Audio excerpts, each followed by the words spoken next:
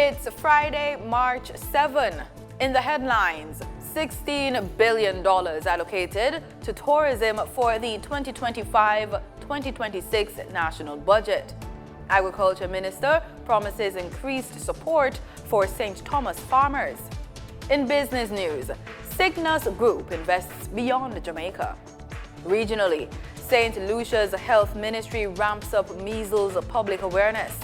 And in sports, Cavalier trail Inter Miami 2-0 after first leg of CONCACAF Champions Cup. This is the weekend news on PBC Jamaica. I'm Simone Absalom Gale.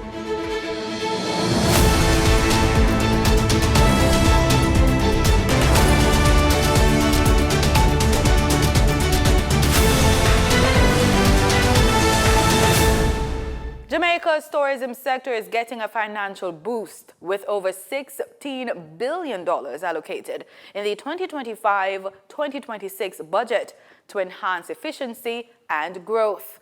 Speaking at the Parliamentary Standing Finance Committee on Thursday, Tourism Minister Edmund Bartlett said the focus will be on marketing and technology to maximize cost-effective strategies.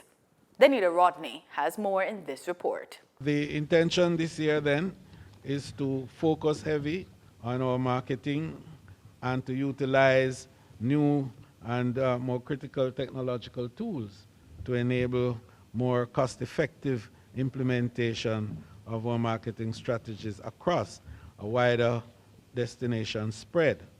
The tourism minister says discussions are ongoing with airlines to improve connectivity and visa facilitation in the South American region.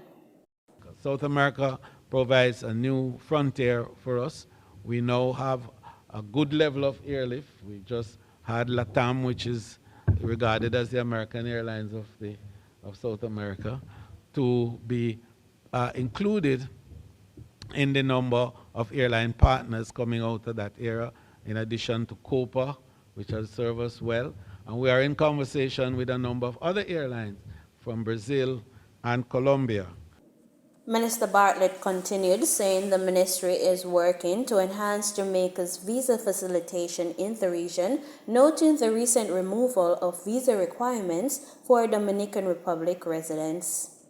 We're looking also at increasing and improving our visa facilitation arrangements within the region, particularly in the Caribbean. And you would have noticed that a few days ago, we had a visa waiver on the Dominican Republic market, which is very important. DOMREP is the largest market in the Caribbean and has a potential for up to 3 million visitors overall. A percentage of that coming to Jamaica will certainly add to our outturn for 25-26. Regarding agency allocation, the minister notes that the Tourism Enhancement Fund's budget remains largely unchanged from 2024-2025, with a focus on beach development and other infrastructure projects. Reporting for the news on PBCJ, I am Danita Rodney. Farmers in St. Thomas can look forward to more support from the Ministry of Agriculture and Fisheries. This after Portfolio Minister Floyd Green visited some farms in the Western Production Zone recently. Minister Green says one area of focus is onion production. That is one of our national programs that we would have launched late last year, that we continue to drive to ramp up the production of onions so that we can produce all the onions we need over time. He says he is encouraged by what he observed. It's clear that the RADA team is intervening and that the farmers are following good agricultural practices to ensure that they are maintaining their fields, they're doing post-harvest in a very, very good way. So we're looking forward to the production. In fact, we do expect that this year will be our biggest production year for our onions. And I think that's a testament to the hard work of RADA and the Ministry of Agriculture. Minister Green says the ministry will continue to support farmers. We're seeing a significant rise in sweet corn production, which is very, very good market, and our farmers again are doing well, and we have seen it in this Abbey Belt. We're seeing traditional crops like things like melon, pops, Scotch bonnet peppers, very, very important. He plans to send RADA engineers to work out production continuity for whenever the nearby river is in spate. Clearly, they have an access challenge. It's okay when the river is not doing so badly, but they need at least a bridge that they can come into this area and tend to their crops. So we're going to ask the RADA team to look at it, and once we have the engineering designs, then we will see how we take that from the Farm Road program. The other thing is that we're going to focus a lot on technology, a lot on equipment, ensuring that they have small tools and machines that they can use in land preparation so they can make it easier. We have seen a lot of female farmers in this belt, and we want to encourage our female farmers. March 8 is recognized annually as International Women's Day, and this year the global theme is Accelerate Action. Minister of Culture, Gender, Entertainment and Sport, Olivia Grange, says local celebrations will span the entire month under the theme, A Celebration of Jamaican Women. Speaking at this week's post-cabinet press brief, she implored Jamaicans to acknowledge and embrace the women in their lives on the special day. This year, we have decided to make this year's event a celebration of Jamaican women, and so we're asking the nation to celebrate, to acknowledge, to big up, and inspire our women and their contributions to Jamaica on International Women's Day. This is something that we should do as part of our daily routine. She highlighted the gains made over the years in enabling women to reach their full potential, while noting that more needs to be done. I'm proud of women's achievement in education, but we need more women to pursue science, technology, engineering, and maths. I'm grateful for their contribution to the culture, entertainment, and the arts, health, entrepreneurship, and for being the rock on which successful families are built right across our country. But many women need assistance to establish and maintain successful businesses. And that is why this government gives special support to several women and women-owned businesses through the Women's Entrepreneurship Support Program, which we call the WEST program. Activities for International Women's Day include a 5K, 10K run walk in partnership with the European Union in downtown Kingston on March 9 to address the issue of gender-based violence. A delegation of public and private representatives led by Minister Grange will attend the United Nations 69th session of the Commission on the Status of Women in New York, United States, between March 10 and March 21. Additionally, an awards ceremony to celebrate outstanding women will be held to mark the 30th anniversary of the Beijing Declaration and Platform for Action, with a global agreement that aims to achieve gender equality and women's rights. CEO of the CARICOM Regional Organization for Standards and Quality, Sharon May Smith-Walker, says her team is looking at the possibility of a Caribbean Quality Awards program, inspired by Jamaica's national program, spearheaded by the Bureau of Standards Jamaica. She made the announcement at the recently held National Quality Awards at the Jamaica Pegasus Hotel. We are grateful this evening because we are building together a culture of quality. We know it is no easy feat. It requires investment, innovation, and persistence. It demands us to use tools and systems and protocols that will transform our actions and reward us by allowing us to reap success. We should reach for new horizons, continue to innovate, and adapt and inspire. And where is Dr. Gooden? Dr. Gooden, perhaps we will set a new trend and create the CARICOM Quality Awards. The National Quality Awards program is Jamaica's first quality systems-based awards program.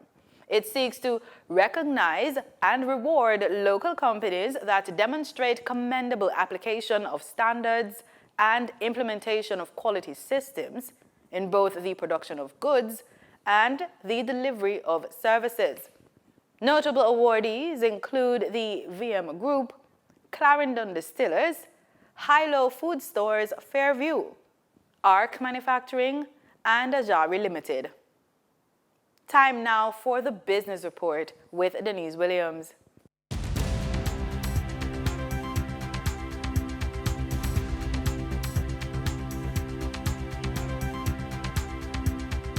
Welcome to today's Business Report. I'm Denise Williams, here to bring you the stories shaping the financial world and guiding your journey to smarter business decisions. Let's dive into the top headlines. Fontana Limited recently raised 950 million Jamaican dollars in the form of an investment bond. The purpose is for its expansion, and with Scotia Investments Jamaica Limited acting as lead arranger for the deal, which started in December 2024 and closed recently. Fontana CEO Ann Chang commented, "We will continue to capitalize on strategic opportunities to expand our network across Jamaica, grow our customer base, and improve on operational efficiencies." This strategic debt raise empowers Fontana to scale our store footprint, invest in ongoing location updates, and position ourselves for further expansion. Fontana is pleased to once again partner with the Scotia Investments Jamaica team, whose seamless execution has made this milestone possible.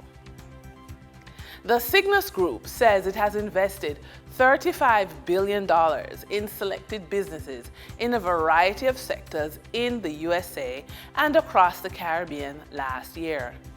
Cygnus invested $13 million in U.S. convertible preference shares into the energy sector in the USA and $9 million in senior secured short-term bridging financing to the energy sector, also in the USA. Additionally, it invested $25 million in a revolving receivables program in the Bahamas, $10 million in secured construction notes in Jamaica, and $8.6 million in senior mezzanine notes for the U.S. health and wellness sector, among others, according to RJR News. With nearly 100 companies listed on the Jamaica Stock Exchange, the earnings season continued to look robust for many of the listed shares. Caribbean Cement Company Limited audited financials for the year ended December 31, 2024, reports 7% increase in year-end net profit. Pan Jamaica Group Limited audited financials for the year ended December 31, 2024, reports an 82% increase in year-end net profit attributable to shareholders. Kingston Properties Limited audited financials for the 12 months ending December 31, 2024, reports year-end net profit of $5.37 million. And Carreras Limited audited financials for the 12 months ending December 31, 2024, report year-end net profit of $6.23 billion. For the trading period ending March 6, 2025, these were the most actively traded stocks. Toll road operator Trans Jamaica Highway Limited with 3,292,603 units traded, representing 19.6% of market sales volume. Alternative energy provider Wigton Energy Limited with 1,086,713 units traded, representing 6.47% of market sales volume. Pharmaceutical distributor Indies Pharma Jamaica Limited ordinary shares with 1,071,509 units traded, representing 6.38% of market sales volume. We now shift our focus to the Forex market, rate set by Bank of Jamaica on March 6, 2025. The Bank of Jamaica reported that $69.33 million was purchased and $61.84 million was sold by Forex traders. Forex traders earned $1.46 per dollar, selling the US at $157.81 and buying the US at $156.35. The Canadian dollar netted forex traders $1.35 per transaction, with selling at $110.15 and buying at $108.80.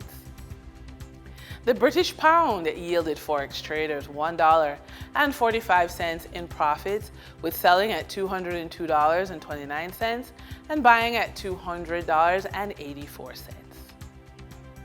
For our credit report tip of the day, reaching your 60s with debt can feel like a heavy emotional weight. Yet, here's the truth. You are not your debt.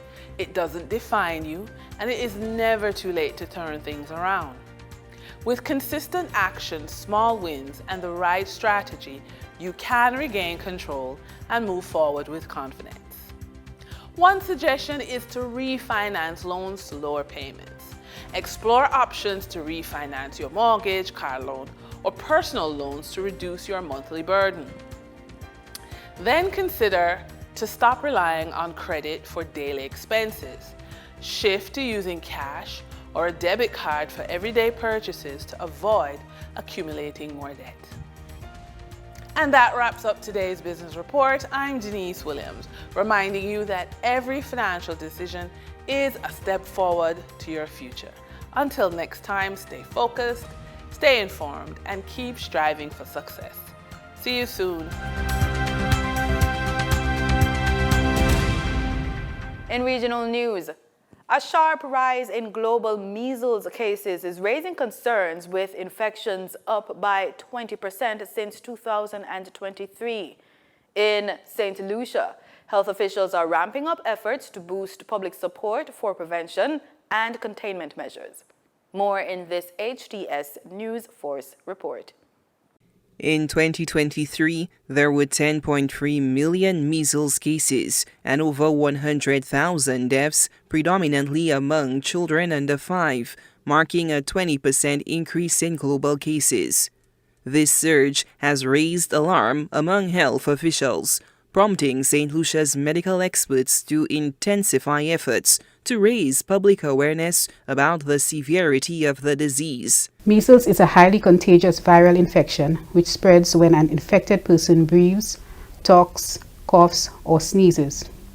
The virus is airborne and can remain infectious in the air for up to 2 hours after an infected person has left the area. A single infected individual can spread the virus to as many as 10 to 20 susceptible people. The time between infection and illness averages 10 to 12 days, but may extend to as many as 21 days. In the early stages, the clinical picture may resemble that of the common cold, with fever, runny nose, and cough, but later is accompanied by red and watery eyes, small white spots inside the cheeks, and the characteristic rash, which appears on the face, along the hairline, and spreads downwards towards the rest of the body. National epidemiologist Dr. Michelle Fossois is urging parents to take immediate action, warning that children under 5 are particularly vulnerable to severe complications from measles, including diarrhea, dehydration, lung infections, blindness, and brain inflammation, which can be fatal, which may progress to death. There is no specific treatment for measles, and management is focused on relieving signs and symptoms and preventing complications. Immunization is considered one of the most effective measures in the prevention and control of measles. The World Health Organization estimated that between 2000 and 2023, measles vaccination prevented more than 60 million deaths worldwide. With measles high infectivity, community protection requires 95% immunity to prevent outbreaks. St. Lucia has not recorded a confirmed case of measles in decades. However, our low immunization rates mean that the island remains susceptible to a measles outbreak if a returning national or visitor is infected. The following guidance can help keep you and your family safe.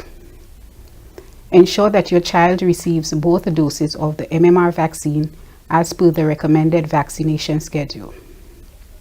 If you or your child are unsure of your vaccination status, contact your nearest wellness center for guidance. Before you travel, Ensure that you are aware of measles outbreaks in your destination country. Remain vigilant for signs and symptoms of measles, particularly if you or your child have had contact with individuals from regions experiencing outbreaks. Follow proper hygiene practices, including regular hand washing, covering your mouth and nose when coughing or sneezing, and staying home when unwell. Dr. Fossois reports that as of 2023, the island's MMR vaccination coverage was 85% for the first dose and 83% for the second. The Ministry of Health reaffirmed its commitment to proactive disease prevention and regular updates on the situation. The Caribbean Court of Justice has denied an urgent request to delay Belize's March 12 elections. The application was filed by senior counsel Anand Ramlogan on behalf of his client Jerry Enriquez. TTT News has that story. Mr. Ramlogan insisted that holding the election with the current voters list violates the Constitution. Late Monday evening, Senior Counsel Ramlogan filed for special leave to appeal to the Caribbean Court of Justice, even while the matter was still at the Court of Appeal of Belize. However, on Tuesday, the CCJ denied special leave. Senior Counsel Eamon Courtney, representing the Prime Minister and the Attorney General of Belize, described Mr. Ramlogan's CCJ application as a last-ditch effort. Saying that it was absolutely without merit. The point of the matter is this. The matter is before the Court of Appeal. The Court of Appeal has not even grappled with it.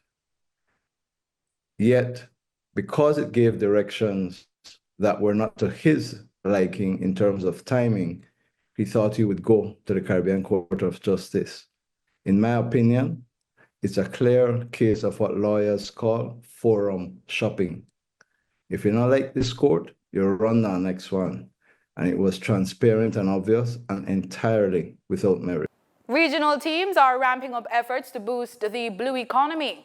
Representatives from Grenada, St. Lucia, and St. Vincent and the Grenadines just wrapped up a 4-day retreat focused on improving the delivery of Unleashing the Blue Economy project. More from GBN News. This second annual retreat, which also included representatives from the World Bank and the OECS Commission, is designed to foster collaboration, strategic planning, and operational synergy across the UBEC project implementation units in the participating countries. The primary goal of the retreat was to ensure that the project teams work together cohesively, share best practices, and address challenges to ensure the successful and efficient implementation of ongoing and upcoming projects. The UBEC project is being implemented by the Ministry of Mobilization, Implementation and Transformation and will run until 2028. Its objective is to enhance the blue economy, support economic recovery, and improve the resilience of coastal assets in participating countries while providing a quick response to the emergencies.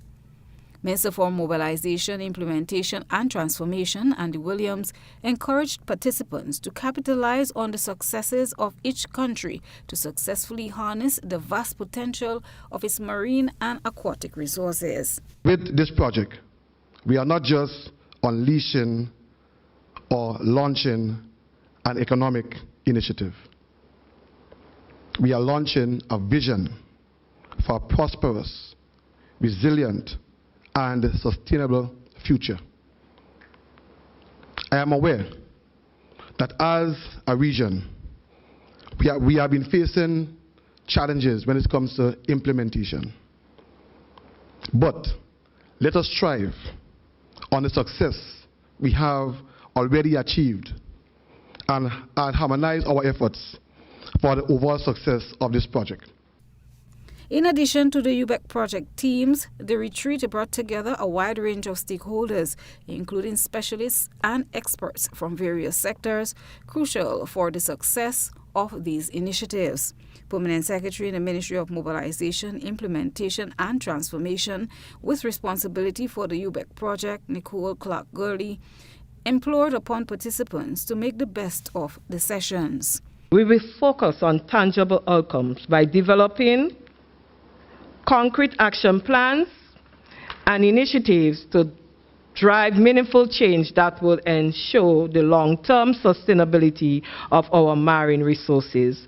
The UBEC project is more than just a program. It is a movement towards a future where our oceans are healthy, our economies are prosperous, and our communities are resilient. The Unleashing the Blue Economy project is being funded by the World Bank to the tune of US $26 million. Plus, this month, one of the team leaders for the project was in Grenada for the retreat. It is a time, and I think that's why also the retreat is a good time, really kind of to go towards the implementation of the mainstream activity of the blue economy per se.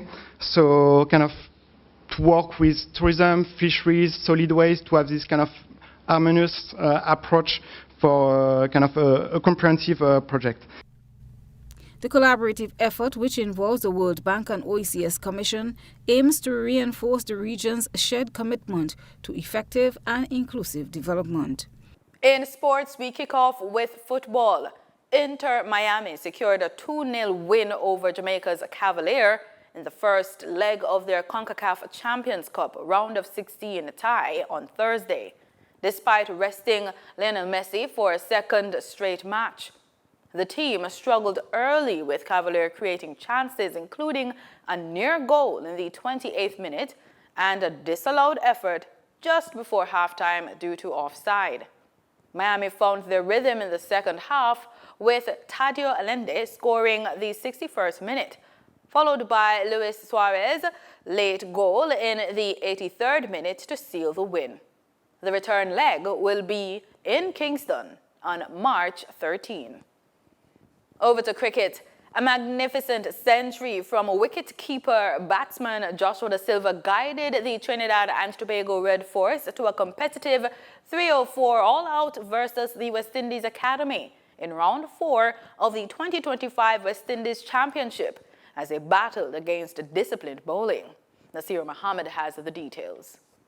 Da Silva's authoritative knock of 120 of 189 deliveries, including 15 boundaries and 1 6, was the standout performance in an otherwise fluctuating batting display. With a delayed start due to rain at Coolidge in Antigua, Red Force opted to bat first, but faced early trouble, losing Cephas Cooper for a duck and Tion Webster for 8 inside the first 10 overs. Amir Jangu 22 and Jason Mohammed 32 attempted to stabilize the innings, but their dismissals left the side struggling at 89 for 4. Da Silva then took control, forming a crucial 73-run partnership with Carey Pierre 42, helping Red Force recover from 91 for 5. Late contributions from Brian Charles 23 not out and Jaden Seals 29 provided vital lower-order runs, pushing the total past 300. The Academy's bowling attack put in a collective performance, with Jediah Blades 2 for 69 and Johan Lanes 5 for 56 leading the way with disciplined spells. Nathan Edwards 1 for 55 and Kelvin Pittman 2 for 76 provided key breakthroughs as the Academy bowlers tidied up the Red Force's lower order. With the pitch showing signs of variable bounce, the Academy's run chase didn't have the best of starts, as Justin Jagisa was Anderson Phillips' first wicket, caught behind for 7. Captain Akeem Orgis dropped anchor and sought to rebuild his team's innings. He carved out 8 boundaries, just missing out on a patient half-century when Phillips scalped his wicket for 49. The Academy's middle order offered little resistance, as Phillips finished with figures of 2 for 25, while Brian Charles, Carey Pierre and Jaden Seals all picked up a wicket each to leave the home team teetering on 162 for 5, some 142 runs adrift of the Red Force first innings total. The batsmen in the wicket are Carlon Bowen Tuckett on 38 and Joshua Bishop on 39. And that's it for the weekend news. Thank you so much for making it PBCJ. Remember, we are the People's Station.